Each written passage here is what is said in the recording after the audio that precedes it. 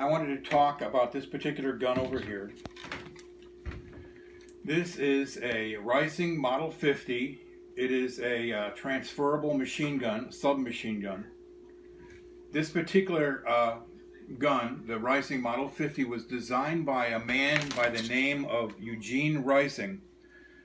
Now, Eugene Reising was an assistant to John Moses Browning during the time that he came up with the 1911 autoloading pistol that became the standard pistol in the United States Army in 1911.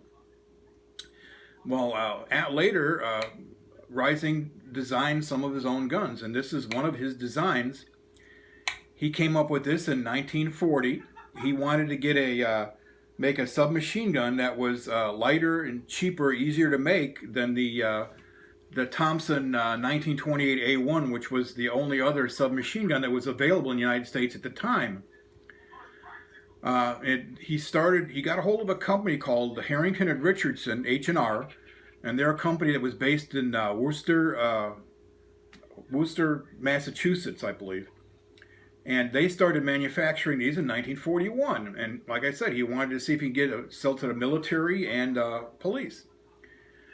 Well, what happened is right after Pearl Harbor and the United States ended up at war, the U.S. Marine Corps was desperate to get a hold of a submachine gun for their troops. Like I said, the only other submachine gun that was available at the time in the United States was the 1928 A1 Thompson. And the problem is that the Army, as usual, was hogging all of those guns up. They were getting all of them for themselves. So the only other choice that the Marine Corps had was this Reising, the Reising Model 50 and the Model 1955. The Model 50 and the Model 55. The Model 55 was a paratrooper version of this gun without the cuts compensator, a little shorter barrel, and it had a pistol grip and a folding buttstock on it that made it much even shorter and more compact than this one is. But aside from that, they're identical, the 50 and the 55. They also made a Model 60, and that particular gun was a semi-automatic version of this. It was sort of like an early semi-auto pistol carbine that's sort of getting popular now. Anyway, they ended up taking this gun because it was the only one available. Now, why, you may ask, why is it that there were only 2 submachine guns that were being manufactured in the United States in 1941? And I will tell you why. The Gun Control Act of 1934. The Gun Control Act of 1934 destroyed the civilian market for submachine guns and any other kind of machine gun. Because back then, if you wanted to get a machine gun, own a machine gun, you had to pay a $200 tax. Back then, a 1928 A1 was selling for about $200. So you would have had to pay a 100% tax in order to get a machine gun. So no other company was building them except for Thompson at the time. And that's why we only had the Thompson and the Reising here to choose from. Well, the Marines got their first run of some 1,000 of these guns. And the first place they decided to take these guns was a lovely place called Guadalcanal, the worst place that you would want to take a brand new designed submachine gun that has never had the bugs worked out of it. And every little problem that this gun came out in spades in Guadalcanal. It eventually led to the Marine Corps actually dropping this gun. It just had too many shortcomings. And what kind of shortcomings does this gun have? Well, first, I want to talk about sort of the good things about this gun. First of all, it was the lightest submachine gun out there at the time.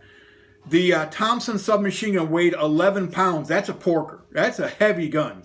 This gun, 7 pounds. This is how light this gun was at the time. And you want to know why this gun is so light and handy to carry? It's because this gun fires delayed blowback. It has a tilting bolt locking system that's sort of similar to the 1911, except it doesn't have a link like the 1911 does. So if you look at this bolt, look real close at this bolt here. When it goes into battery, you'll see that bolt tilt up. You see how that bolt tilts up a little bit? when it goes in the battery, there's a little ridge in there that bolt locks into. So that's going to delay that bolt from sliding back, from blowing back when you fire this gun. Brilliant design. The reason why this gun is so light is because the bolt is so light. All the other submachine guns at the time, including the Thompson, forget about the Blish locket that never worked. The Thompson and almost every other submachine gun at the time used just straight blowback, which means they had to have a very heavy bolt to take the recoil of the rounds, even though they were pistol rounds. Like I said, this one's got a locking system. It fires from a closed bolt, which is also very rare in submachine guns. When you fire from a closed bolt, that means the first shot you fire is going to be very accurate, because when you pull that trigger, you're not going to have that bolt slamming forward, destroying your sight pit. Destroying your the bead you have, the sight you have on your target. So that was another thing. It not only was one of the lightest and handiest submachine guns at the time, but it fired from a closed bolt, which made it one of the most accurate submachine guns at the time. The other cool things about this gun, if you look at this, you have a nice sight here that is adjustable for elevation. It's adjustable for elevation. You can just move it back for different ranges. Brilliant. If you look at the front, what you have on the barrel here is a nice cuts compensator, just like the 1928 A1 Thompsons had. The front sight here also is adjustable for windage. You got a little there's a little set screw on here, a little Allen set screw on here that tightens it up, so you can zero this gun in really nice. Excellent sights, very accurate, very lightweight, very handy. Those are the things that are good about this gun, and that's it. Everything else is just terrible for this gun. The guns that the Marines took to Guadalcanal were blued instead of being Parkerized like this one, and of course that meant they immediately started to rust. The firing pin in the bolt on these guns has always been known as being weak and prone to break. Once you break that firing pin, the gun is useless. The only thing you use it for is a club. Now, this particular gun, I've had it since 1990, and I haven't fired a lot of rounds through it, maybe 2,000 rounds. And this is the original firing pin, never broke it, but they were having problems with the firing pin breaking. But the worst problem they had was the guns were jamming, and the big reason why they were jamming with the Marines is they would take these guns apart and they would mix all of the parts, and when they field strip them, they would throw them all the parts, all the bolts basically, in a big pan, and they would put solvent in there and clean them up. The problem was that every one of these guns, the parts were hand fitted for these guns, especially the bolts. And if you get the wrong bolt in the wrong guns, which is what the Marines ended up doing, you get problems. And they were malfunctioning, and they just couldn't take that. A lot of these guns they threw out, and they would rather use a 1903 Springfield, which at least they knew that worked. Eventually, they replaced these at first with M1 carbines. Anyway, the other real problem with this gun is that it had a terrible magazine in it. Now, I don't have the original 20-round magazine, box magazines that Harrington and Richardson sent with these. What I have is a later magazine. This is a later magazine that Harrington and Richardson made. And you notice the ribs in the sides of this magazine here? This is because the original 20-round magazines were double column, single feed. This particular magazine is a single feed magazine. Instead of holding 20 rounds, it only holds 12 rounds. And that was because the original 20-round magazines tended to jam. Now, when I got this gun, it actually had a magazine housing here that would only use these magazines. It had the same little cuts in it. Well, actually, it had the same ridges that would fit these. It had male ridges in it, and these are female ridges, and they would fit together. So when I first got this gun, it would only take these 12-round single-stack magazines. So I ended up having to buy a new magazine housing like the one they had in World War II. So now I've told you about the gun and some of the problems. I should also mention that to field strip this gun, there are two little pins that hold this magazine housing on, and they're very easy to lose. There are some springs in here, a couple of springs, the main spring that's on this operating bar, that is easy to lose. And you lose the parts. Like I said, the gun is useless. It's this particular gun was made for the civilian market. It was never made for the problems you have during combat. It just wasn't made for that. It was very good, very popular as a police weapon, but it never really made it in the military. Another problem is that to cock the gun, you have your operating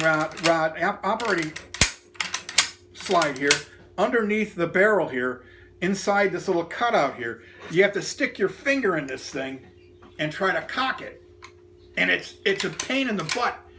You have to be pretty strong to do it. Now, when you fire the gun, this thing is going to be reciprocating along with the bolt, so you got to be real careful not to stick your finger in this thing while it's going, or you'll get something that's even worse possibly than M1 Garand thumb. So that's another problem. So I keep forgetting all the problems this gun had. Anyway. So after the war, Harrington and Richardson continued to manufacture these. Every year they'd make a couple thousand of them, and they would sell them to police departments, and they would sell them to prisons for prison guards. I assume they sold some of them to civilians, even though they were so expensive at the time. But one of the selling points for this gun is that when the Marines bought them, each one of these guns cost the Marines $50. If they were going to buy a 1928 A1 Thompson, they would have had to pay $200. So this was a quarter of the cost of a Thompson 1928. They used to call this the poor man's Thompson. So after the war, like I said, they started making these in small amounts, and they ended up. The last run of them they made was in 1957, incidentally, the year I was born. And the 1957 guns, the serial numbers all started with an S in front of them. Now, they made about 5,500 of them, supposedly, but they didn't sell 5,500 of them. They made 5,500 receivers, I should say. What happened is Harrington and Richardson, they went out of business in 1986. And a company called Numeric Arms, also known as Gun Parts Corporation, they bought out all of the leftover parts and accessories from Harrington and Richardson. And there were actually a couple of hundred completed and registered Reising receivers from that last year of production, 1957. And since these receivers were already registered, they were what they call transferable. So in 1990, Numeric, they ended up getting all the other parts they needed to build up those receivers, and they sold them starting in 1990. I saw this gun in an advertisement in the Shotgun News in 1990. It was selling for $550. I bought it. I bought this gun from that advertisement. It cost me $550 plus there's a $200 transfer tax, etc. This particular gun today is maybe worth between $5,000 and $6,000. Now, you think that's a lot, but this is actually one of the cheapest transferable machine guns you could buy. The only one I can think that would be even cheaper than this gun would be maybe a Spitfire or something like that, but Spitfires are crap. Anyway, so I bought this gun. I had to change out this magazine housing, and what happened is, this was the magazine that came with the gun, the 12-round magazine. At the time, I couldn't find any 20-round magazines that I could buy. The original ones were very hard to come by. There was a guy back in the 1990s. His name was Ken Christie, and he made these. This is a Ken Christie Reising Model 50 and Model 55. It'll also work in a 60, Model 60 probably, but this is a Ken Christie 30-round Reising magazine. And he made these, like I said, in the early 90s, just before the stupid magazine ban they put out in 1994. And I ended up buying 3 of these. So I've actually got some decent magazines for these. These are about the best magazines you could get for this gun. Now, these magazines, they're no longer produced by Mr. Christie. Ken Christie, he also made a titanium firing pin that I bought, but I never had to use. So, in 1994, he stopped making them because the law said you couldn't make any new magazines, so they sort of screwed him up. But there is a company on the internet called Keystone, and they actually are making new 30-round Christie magazines. They're supposedly using his tooling. Now, I have heard some good and bad things about the Keystone 30-round magazines.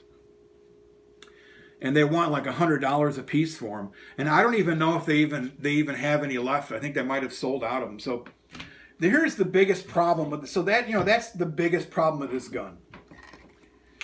The biggest problem with this gun, if you wanted to buy one of these right now, to me, is the total lack of spare parts, repair parts, and magazines. Magazines are hard to come by. Spare parts are hard to come by. You break this, it's difficult to come up with this clutch compensator. If you had to replace this barrel, real difficult. I don't know any place that makes stocks for these anymore. The 2 pins that hold the magazine housing in they're unavailable. I've never seen where you can get them. There are other parts inside here. The bolt is a spare bolt is almost impossible to get hold of. And remember, once you get that bolt, you might have to fit it to get it to work properly. So this isn't what I would call a good first transferable machine gun. But when these guns work, they work nice. Like I said, they're very accurate. If you put this in semi-auto, it's better than any of these semi-automatic pistol carbines that you could buy out in the field now. This is actually what I would call a Generation 1.5 machine gun. A Generation 1 machine gun is something like the 1928 Thompson. It cost a lot of money to produce those because everything had to be machined on them. All the parts were machined out of steel. And it was a very expensive gun to make, and it also made it very heavy. This particular gun, most of the parts are made out of stamped steel. Now, the reason why I call it a Generation 1.5 and not a Generation 2 gun is because it still has a wood stock. And even though this receiver looks like it's just a tube, this receiver is actually machined out of a block of steel because they have to have the locking lugs machined into this thing. So it's not quite one of the cheapest guns to make. Like I said, this gun costs $50 a piece to make. For instance, a Sten Mark II costs about $10 for the British to make. See the difference? Anyway, so like I said, I wouldn't buy this as my first gun. This was, when I bought it, it was like my 3rd submachine gun that I bought. And I'm glad I bought it because it's a lot of fun to shoot. As long as it's clean and you use the right ammunition, and you use those Christie magazines, it'll shoot pretty reliably. And it's like I said, it is extremely accurate for a submachine gun, extremely accurate, and very light. This is just a brilliant gun as far as I'm concerned. But like I said, it's got its faults, and a lot of people have got nasty things to say about this gun. But it shoots really good. Now, when I post this, I'll try and leave a link that has a short video of my son, Tony, shooting this gun. He shot 30 rounds through it. He likes to shoot it in 2 and 3 round bursts because this gun has, when they originally bought this gun, the Marines thought this thing would shoot about 550 rounds a minute. Harrington and Richardson and Reising lied to him. This gun shoots about 800 rounds a minute, about the same as a 1928 A1 Thompson. So they sort of lied to him. Now, if you use this magazine with 12 rounds in it, at 800 rounds a minute, that goes by pretty quick. It takes maybe a little over 2 seconds to shoot the 30 rounds in this one. Anyway, so now you know something more about this Reising Model 50. And I hope you enjoyed the little video, and thank you very much, and cut.